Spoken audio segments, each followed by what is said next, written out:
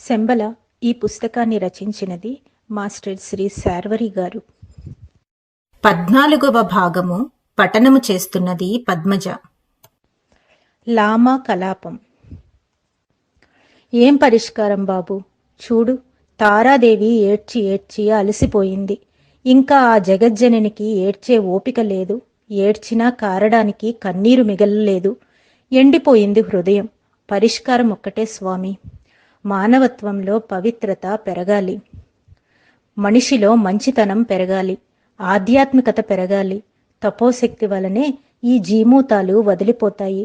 Car మేఘాలు కరిగిపోతాయి. మా అర్హతులు లామాలు చేస్తున్న తపస్సు చాలడం లేదు. చెడును తగ్గించగలుగుతున్నాం కానీ మంచిని పెంచలేకపోతున్నాం. మనిషి దృక్పథంలో మార్పు రావాలి. అభిరుచి పెరగాలి. ఆశయం మారాలి. అందుకు నేనేమైనా చేయగలనా మహాత్మా అని అడిగాను. చూద్దాం. పరమగురువులు నిన్నెందుకు రప్పించారో తెలియదు. ప్రయోజనం లేని పని వారు తలపెట్టరు. నీ వల్ల కాగల కార్యం ఏదో ఉండే ఉంటుంది. చూద్దాం. అప్పుడు నీటి మీద తారాదేవి ప్రతిబింబం స్పష్టంగా కనిపించింది. శుభసూచన అన్నారు లామా. సరస్సులో పైనుండి పడే నీటి చుక్కల వల్ల వలయాలు ఏర్పడుతున్నాయి. నాకు మనసు మూగబోయింది. నా వల్ల ఏమవుతుంది? ఇది విశ్వయజ్ఞం. బుద్ధుడు వంటి మహాత్మా మళ్ళీ జన్మించాలి. అర్హతలు, యోగులు, లామాలు ఎంత చేసినా చాలదు. ఒక మహాత్మా మళ్ళీ జన్మించాలి. అదే అంటారు లామాలు. మైత్రేయ అవతరిస్తే బాగుంటుంది. బుద్ధ భగవానుడు మళ్ళీ అవతరించడా అని. మనం అడిగితే వస్తారా స్వామి? పరమగురువులు కార్యక్రమాలు మనకు అర్థం కావు. అవతార పురుషుల ఆంతర్యం మనకెలా తెలుస్తుంది? అది నిజమే. నన్నేం చేయమంటారో చెప్పండి లామా. 4 దశాబ్దాల నా యోగ సాధన ఈ మహత్కార్యానికి అంకితం చేస్తాను. వినియోగించుకోండి. నన్ను శూన్యం చేయండి. లామా మాట పలుకు లేకుండా కళ్ళు మూసుకున్నాడు. తన గురువును ధ్యానించాడేమో, మాస్టర్స్ను అర్థించాడేమో. టైం వచ్చినప్పుడు, అవసరం కలిగినప్పుడు నీకు పిలుపు వస్తుందిలే.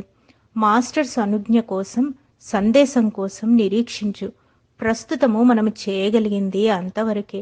మనం తొందరపడి చేసేదేమీ ఉండదు. మరో 10 సంవత్సరాలు నిరీక్షించాలంటారా మహాత్మా? అందాక నేను బ్రతికి ఉంటానా అని అడిగాను. ఉంటావు.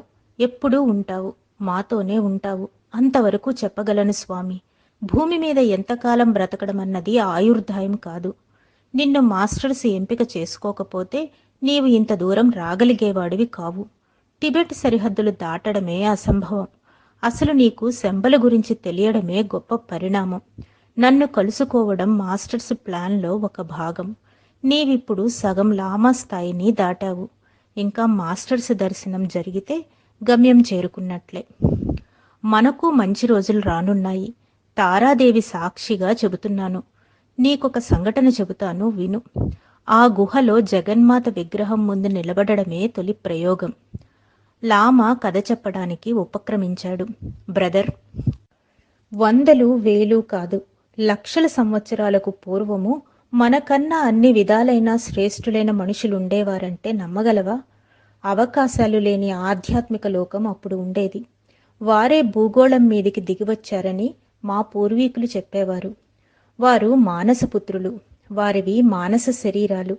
ఆలోచనకు బరువు ఉండనట్లే భావ శరీరాలకు బరువు ఉండదు, సాంద్రత ఉండదు. వారు గాలిలో తేలిపోయేవారు. కాంతి వేగంతో పయనించేవారు. వారు అచ్చం దేవతల వలె ఉండేవారు. వారిలో మారా అంటే శనికి ఒక బాధ్యత ఉండేది. మనిషిని గట్టిగా తయారు చేయడం. అందువలన భౌతిక శరీరాలు ఏర్పడ్డాయి. అది మారా కృషి ఫలితమే. అతని సంకల్పంతోనే, నిర్వాకంతోనే మనిషికి భౌతిక శరీరం లేకుండా పోతుంది.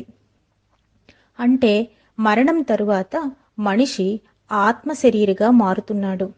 మనిషి వ్యక్తిత్వం అనే పనిని శనిగారు 1000 సంవత్సరాలకు పూర్వమే చేసిపెట్టారు. తరువాత భూమిపైన తారాదేవి అవతరించింది. బోధిసత్వుని అవతరణలో మనిషిలో ప్రేమ, కరుణ ఏర్పడ్డాయి. లోకంలో చెడు ప్రభావం ఎక్కువ కావడానికి శని కారణం.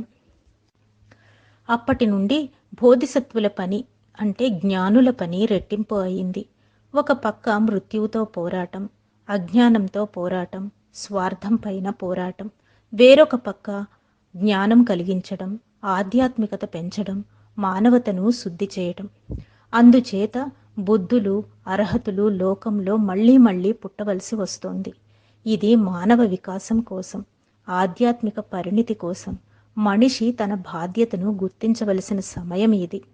ధ్యాన్ చౌహాన్లు రోదసీలో ఇతర గ్రహాల నుండి శక్తిని భూమిపైకి అందిస్తూ ఉంటారు. ఆ శక్తి ప్రకంపనలు అదృశ్యంగా ఉంటాయి. యుగ యుగాలుగా దివ్య సందేశాలు మనిషికి అందుతూనే ఉన్నాయి.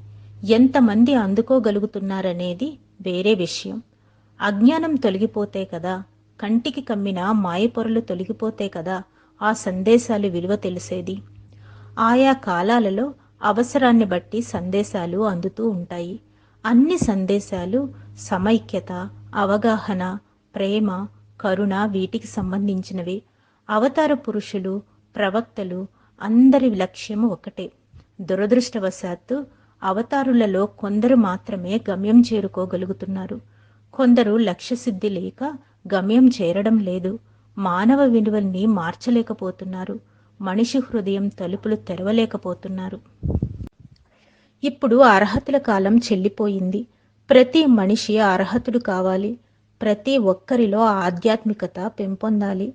ప్రేమ సందేశాలు అందరికీ అందాలి, అందుబాటులో ఉండాలి. మనిషికి స్వయం నిర్ణయం కావాలి. ప్రేమతో జీవించాలి, ప్రేమను సాధించాలి. దివ్యులంతా మానవత్వాన్ని అభిమానిస్తారు. మనిషిలో అజ్ఞానం నశిస్తే ఈ చీకట్లు తొలగిపోతాయి. ప్రేమతో హృదయాలు నింపుకోవాలి. ప్రతి మనిషి గుండె ఒక రణరంగమవుతోంది. ప్రతి హృదయం ఒక కురుక్షేత్రం. ప్రతి ఒక్కరిలో మంచి చెడుల మధ్య ఘర్షణ, పోరాటం. సనాతన ధర్మం ప్రతి మతానికి మౌలిక సూత్రం. కర్మ సిద్ధాంతం నుండి మనిషి ముందుగా విముక్తం కావాలి. అది స్వతంత్రేచ్ఛ. గత జన్మల కర్మల్ని మళ్ళీ మళ్ళీ జన్మ ఎత్తుతూ అనుభవిస్తున్నామన్న మూఢనమ్మకం పోవాలి. అప్పుడే మనిషి స్వతంత్రుడు కాగలడు. మనిషి మనీషి కాగలడు. ఇప్పుడు కావలసింది ఏమిటి పండిట్జీ అడిగాను. మనిషికి అత్యవసరంగా ఆధ్యాత్మిక అవగాహన ఏర్పడాలి. సాధన పెరగాలి, అవగాహన పెరగాలి. ఆ పని అన్ని దేశాల్లో నిదానంగా జరుగుతుంది.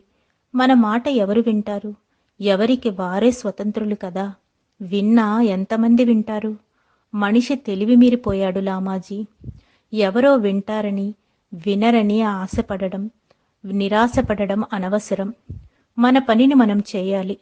మేము ఈ కొండల్లో, మంచుగడ్డల్లో ఎవరి కోసం తపస్సు చేస్తున్నాం? ఒక ఆశ, ఒక భగవద్ నిర్ణయం, ఒక దివ్యాదేశం. అంటే ఎవరి కోసమో, ఏదో ప్రయోజనం కోసమో చేయనవసరం లేదు. మన కోసం మనం చేద్దాం. అది లోకానికి పంచబడుతుంది. అది సూత్రం. ప్రతి మనిషి తన వంతు కష్టపడితే, నిజాయితీగా ఉంటే చాలు. ఆశపడనవసరం లేదు. అత్యాశ కూడదు. శంబల ప్రభావం మీకు తెలియదు. అమోఘం. అది కనిపించదు. ప్రపంచమంతా వ్యాపిస్తుంది. మీ కహానీలు లోకం నమ్మాలిగా లామాజీ. ఏ దేశం విశ్వాసాలు, ఏ మతం విశ్వాసాలు వారివి.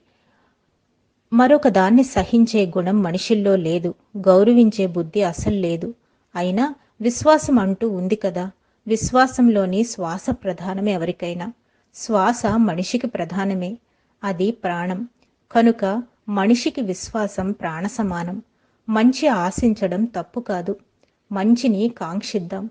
మంచిగా జీవిద్దాం. ఇవాళ లోకంలో నీతులు చెబితే కోపాలు వస్తున్నాయి లామాజీ. అందుకే మేము ఎవ్వరి జోలికి పోము. ఎవ్వరికీ నీతులు చెప్పం. ఒకరికి చెప్పడం కన్నా మనం ఆచరించడం మేలు. నచ్చితే ఇష్టమైనవి అనుసరిస్తారు. కొంచెం విరామం తర్వాత లామా చెప్పసాగారు. నేను ఎవ్వరినీ ఉద్ధరించను. అసలు ఎవ్వరినీ నా వద్దకు రానివ్వను. ఎవరి కర్మ వారు అనుభవించిన తరువాత గాని సత్యం తెలుసుకోరు. ఇప్పుడు ప్రపంచంలో ఏం జరగాలంటారు అని అడిగాను.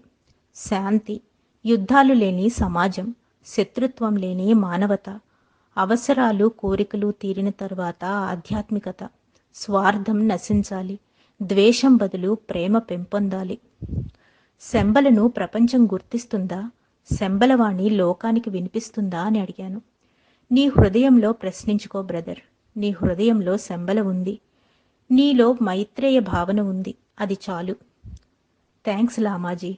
మీరు దయతో నాతో మాట్లాడారు, ప్రేమగా చూశారు, నన్ను ప్రేమతో పిలిచారు. నా పేరు మీకెలా తెలిసింది మహాత్మా? నీ పేరే కాదు, నీ గురించి అంతా తెలుసు. అది నీ పేరు కాదని తెలుసు. అయితే నీవు నీవేనని తెలుసు కనుక గుర్తించాను. పేరులో ఏముంది? ఇక్కడ లామాలు పేర్లతో పిలవరు. నాకు తెలిసింది నువ్వు మావాడివే, బోధిసత్వుడివి. పూర్వజన్మలో నువ్వు మావాడివే. పూర్వం నీవు శార్వరివి. అదే రూపం. గుర్తుపట్టకుండా ఎలా ఉంటాను? నాకు ఆశ్చర్యం వేసింది. నాకు తెలియదు లామా పండిట్. నీ గత జీవితం గురించి తెలుసుకోవాలని ఉందా? పద చూపిస్తాను. తారాదేవి విగ్రహం వెనుక శూన్యంలోకి దృష్టి సారించు. నువ్వు కనిపిస్తావు. నీ కథ కనిపిస్తుంది. నీ పూర్వజన్మలు కనిపిస్తాయి. ఆ నీటిలోకి చూడు, నీ గతం తెలుస్తుంది. నా భవిష్యత్తు కూడా తెలుస్తుందంటారా అని అడిగాను. వద్దు, భవిష్యత్తు తెలుసుకోవడం ఎవ్వరికీ మంచిది కాదు. అసలు శ్రేయస్కరం కూడా కాదు. భవిష్యత్తు ఎప్పుడూ భృక్తంగానే ఉండడం మంచిది. భవిష్యత్తు ఊహాతీతం. మన భవిష్యత్తు మన గ్రహాలలో లేదు, మన కోరికల్లో ఉండదు. మనల్ని నడిపిస్తున్న పరమగురువుల ఆధీనంలో ఉంది. లామా మరొక దివిటి వెలిగించి ఒక పుస్తకం చూపించాడు. అది మైత్రేయ అధ్యాయం. దీనిని టంకా అంటాము. రాబోయే బుద్ధుని అవతారం మైత్రేయ. ఎప్పుడూ అకస్మాత్తుగా మైత్రేయ అవతరణ జరుగుతుంది. మైత్రేయ అంటే విశ్వశాంతి, సౌభ్రాతృత్వం, ప్రేమ. మా దేశంలో నమ్ముతాం, కల్కి అవతరిస్తాడని అన్నాను. అందరి కోరిక ఒక్కటే, విశ్వమైత్రి. చివరికి అందరూ మైత్రేయులు కావాలి. ధర్మ సంస్థాపనార్థం శ్రీకృష్ణుడు తాను మళ్ళీ అవతరిస్తానన్నాడు కదా, అది మైత్రేయ అనుకోవచ్చునా? నేను భవిష్యత్తు చెప్పను. నీ హృదయాన్ని ప్రశ్నించుకో, జవాబు రాబట్టుకో. నేను మైత్రేయను నమ్ముతాను, కల్కిని నమ్మాలా అని అడిగాను. నీ హృదయాన్ని నమ్ముకో, నీ యోగాన్ని నమ్ముకో చాలు. నీవు నమ్మిన పరమగురువుని నమ్ముకో. నీ నమ్మకం ఒమ్ము కాదు. నీ హృదయం నా హృదయం ప్రేమతో నిండి పరవశిస్తే అది మైత్రేయ కాదా? ఈ భాగాన్ని ఇక్కడితో ముగిస్తున్నాను. వచ్చే భాగంలో మళ్ళీ కలుద్దాం. అంతవరకు సెలవు. ధన్యవాదాలు.